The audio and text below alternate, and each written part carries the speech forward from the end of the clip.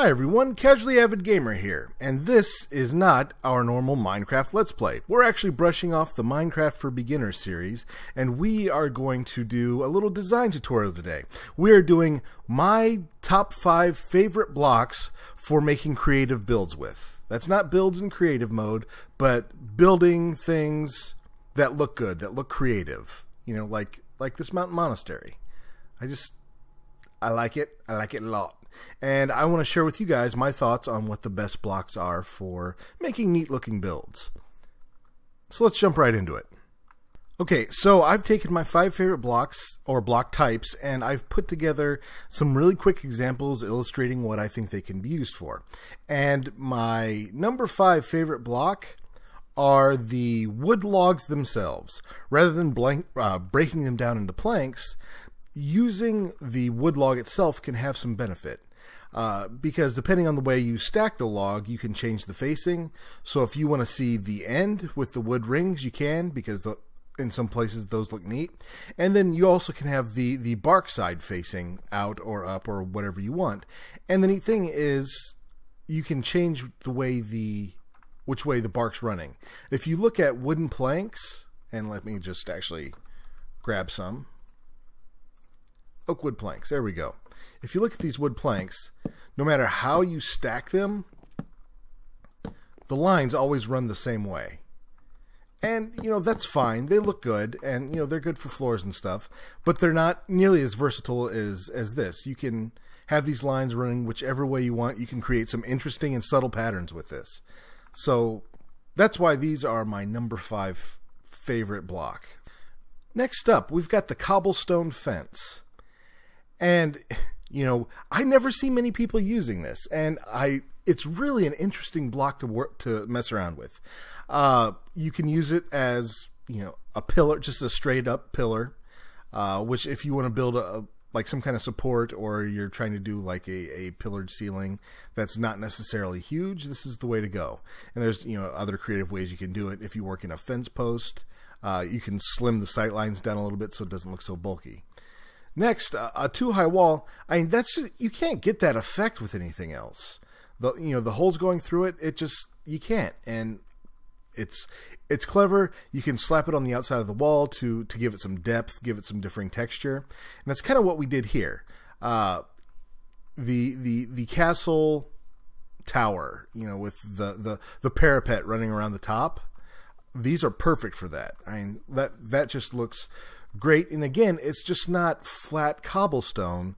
It's a little more interesting. You know, you've got some height variation, you've got some holes in it, and it's just creative. And then the last thing you can use it for is, you know, a fence, which crazy using the cobblestone fence as a fence, but this actually looks good. You know, most people go for the wooden fences, like if they're going to do an animal pen or something like that.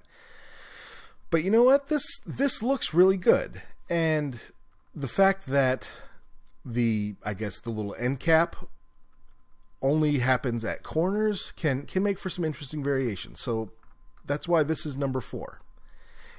Okay, next up we have the fence post. Not an especially pretty block, but it's highly, highly versatile. The fact that when you don't have one next to each other, it's just a little a post, basically. You know, that's fine. You can make some interesting things. You're a very basic lamp post, and think if you combine this with, say, a cobblestone wall at the bottom to make it look a little more ornate, you know, that would work. And then here's an even more simple lamp post. Those look pretty good, and sometimes, you know what, you don't want to sink your light source into the ground or just have it sitting on the ground. Sometimes you get tired of that, and this is a nice alternative. Next, especially early game, fence posts are your friends if you want windows. You know, don't bother with glass. You know, fence posts work just as well. And honestly, I think they look a little bit, especially the default glass textures, I think fence posts actually look a lot better as windows. And it gives things kind of a rustic kind of, I don't know, forest keep type feel, if you will. The next thing you can use fence posts for are accent pieces. You know, I'm not necessarily, you notice I'm using the same materials over and over because I'm not trying to, you know, build huge glorious edifices I think that's the right word, the right plural of that word. But you can use fence posts as accent pieces at the top or at the bottoms of walls to keep a wall from just being a flat blank space. You know, because when you just have long expanses of the same block over and over again, it gets kind of boring to look at and it gets kind of tiring. So break it up with an accent piece, and these fence posts are great for that. Like we take all these out, and that's just kind of boring. So adding something in there to spice it up is definitely the way to go. Next, if you want a castle bit, if you want a gate that looks like it has, or a castle that looks like it needs a gate, fence posts are once again your friend. You can use iron bars for this as well, but honestly, especially if you use like nether brick fence, I think the fence posts look better than the iron bars. But it's, you know, like I said, castle gates, these are your friends. Next, and again, next we can have, you know, use it as an actual fence, hold things in. You know, I know that's crazy. It's absolutely crazy. I know everybody just kind of hit pause there and just tried to deal with the shock of using it as a fence, but you know, that's cool. So, monsters are spawning, and the reason why they're spawning right now is because it's to illustrate the benefits of the number 2 block on our list, or the number 2 block type on our list. It's the half slab. Now, one of the big things about half slabs is when they appear, or when they're placed in the lower half of a block, monsters cannot spawn on top of them at all. If they're in the upper half, then monsters can spawn on top of them. So this is eligible to spawn, that is ineligible to spawn. And that can be really, really useful. In my opinion, that's one of the best things about half slabs. So this building is totally closed off. It's been totally dark in there this entire time. But if we go in, well, not totally dark. These redstone torches don't provide enough light to prevent spawning. I just have them in here so we can see a little bit better. But you notice nothing spawned in here because this has been half slabbed. You know, these half slabs on the lower half of the block, and it's prevented any monsters from spawning in here. And that's good because sometimes maybe you don't want to light up your entire build. Maybe a bit of gloom is part of the design, or maybe you're just tired of seeing torches everywhere. If not, then half slabs are a great way to go. Now, the other things you can do with half slabs is you can make shallow staircases. You know, this goes up a lot more slowly than the regular staircases, which go up at, you know, a 90-degree or at a 45-degree angle.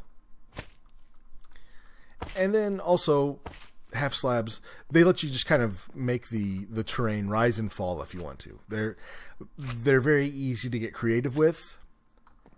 And the other really great thing about half slabs is they save on resources. So here I've got a quartz floor. And nether quartz is really expensive. It's a pain to get. The only way you can get it is by, you know, hunting for it in the nether. And if you're like me, the nether scares you just a little bit.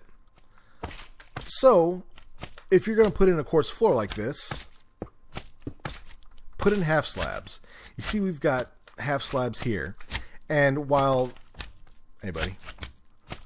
monsters can spawn on here, and that was fine, that was the intent, but I used, for all of these quartz blocks in the middle, I used half the quartz I would have had I tried to use whole blocks. It just makes, half slabs make your resources go a lot farther, and if you're somebody who doesn't want to spend a whole lot of time gathering resources, it's a pretty nice shortcut. So for my number 1 favorite block type for building creatively, we're back in my Let's Play world to show it off because I use this block so much, it's a lot easier to just show you some real world examples. And without further ado, the winner, the number 1 favorite best block type for building creatively is stairs. Yeah, just stairs. That's it. Stairs. Game over. That's it. It's done. Alright, so if you ever look around my world, you see I use stairs everywhere. And when they're built next to each other in different ways, they connect, they wrap, they connect, and they're just really versatile. They allow you to, as much as possible in Minecraft, to round edges and make things look not so blocky. They're just really great. And again, they can be used by stairs, as stairs. That's fine too. You see up on our monastery library, we've got them as kind of, they bring in a little bit of color and they kind of support the roof. And again, they make it look not so blocky. They spread things out. And oh, I love it. I love stairs. I use them. I use them all over the place. They're a little expensive in terms of resources, but man, they are so versatile. And let me show you actually a couple of my favorite spots that I've built using stairs. This entranceway is one of the first things I built in this world. It's the subject of one of my very first Minecraft Let's Plays, and I still like it, and I like it because of the stairs. We've got the sandstone floor in there, but I put stairs ringing around the sides here, and what that does, one, you don't necessarily, it doesn't make your character bob up and down as you're going over it, so it's like it's flat ground, but it adds some dimension to the whole thing. And it just looks better. Then we've got these stairs kind of recessing the wall, and again, the stairs providing support to the ceiling. Stairs are just doing a ton of different jobs in here. And like I said, they're really versatile. And oh look, they're actually stairs too. Kind of crazy. Alright, a few more to show you. Stairs are also very good for breaking up flat expanses of floor, because floors and ceilings can end up being some of the most boring things in Minecraft, especially if you've just got the same block going as far as the eye can see. Working some stairs in, as we did here, there's a circular row of nether brick and then a circular row of stone brick stairs. And again, it doesn't really affect how you're walking across the floor. You don't notice any difference, but it's just, it looks so much better. You know, there's some depth and some texture change to there, and it's just really helpful. And another fun side note about stairs is mobs can't spawn on them, and they can be a full block, whereas half slabs have to occupy that bottom half of the block. Stairs can be a full block that you can walk over without changing the height of your character or anything like that, and mobs can't spawn there. So if you were clever enough to build some kind of floor using all stairs, it would be expensive in terms of resources, but it would look really interesting and it would be mob proof. Okay, for the last example, and this is by far my favorite, we're over in the AFK area, and I want to show you guys, the entrance to my mine. I used a lot of stairs in the making of this, and again, like this depth here makes this walkway a little more interesting. And then I love the floor here. The floor, you don't notice it when you walk over anything, because you don't bob up and down.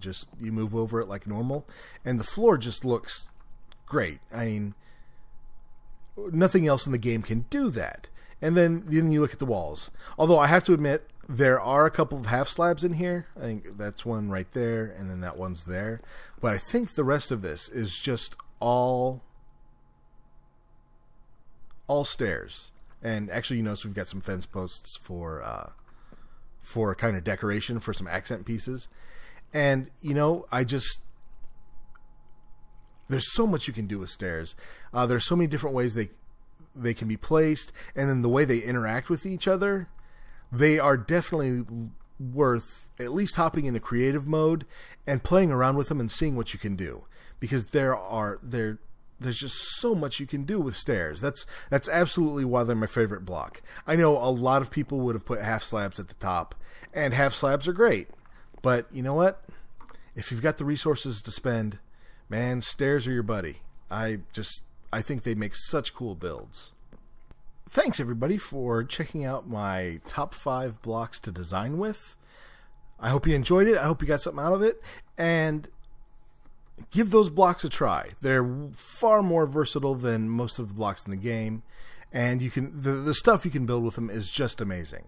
So I hope you guys enjoyed this. If you did, please click that like button. If you disagreed with something I said, or you find another block better, throw it down in the comments. Let me know what you think. Give me your opinions. I'd like to hear them. All right, you guys have a great week, and I'll talk to you next time.